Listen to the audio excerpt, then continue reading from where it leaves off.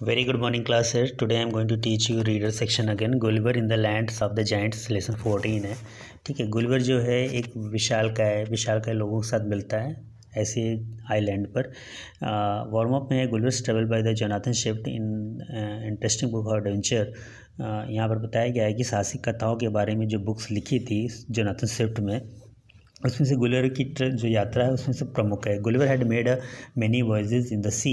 बताता है कि गुलिवर ने बहुत सी समुद्री यात्राएं की थी जो उसने अलग अलग चुनौतियों का सामना किया था, और उसमें से ज़्यादातर चुनौतियां जो थी वो अनकॉमन थी. Here is the extract. इसी में से एक निचोड़ ये भी लिया गया है.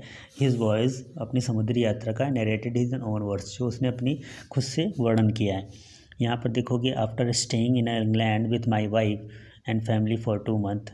कहता है कि इंग्लैंड में कुछ महीने रहने के बाद मैं अपनी पत्नी और परिवार के साथ लगभग 2 महीने रहा. एंडरटुक, उसके बाद क्या होता है कि मैं अपनी अगली समुद्री यात्रा के लिए प्रारंभ हो गया. Which took me to the land of giants. मैं एक ऐसी विशालकाय जमीन पर पहुंचा जिसका नाम था बॉर्बडैंग. ठीक है. अ जाइंट फार्मर डिस्कवर्ड मी. कहता है कि एक बड़ा विशालकाय जो किसान था उसने मुझे खोजा. It took me up to the spam, और मुझे अपनी हथेलियों पर रख कर के ले गया. He was at least 60 feet height. उसकी हाइट लगभग 60 फीट रही होगी और मैं उसके कंपेरिजन में सिर्फ 6 ही था. I understood that I was a human. लेकिन वो समझ गया था कि मैं एक भी इंसान हूँ उसी की तरह.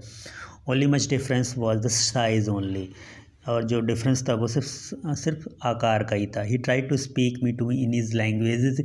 उसने मुझे अपनी भाषा में बात करने का मौका दिया, मतलब कि उसने कोशिश की कि मैं उसकी लैंग्वेज को सीखूं या मेरी लैंग्वेज को समझ जाए. The sound of his voice was like a thunder. लेकिन उसकी आवाज़ बिल्कुल बादल की गर्जना की तरह थी. I spoke in English in a loud voice. मैंने भी अंग्रेज़ी में बात करना चाहा बहुत तेज़ आवाज़ में.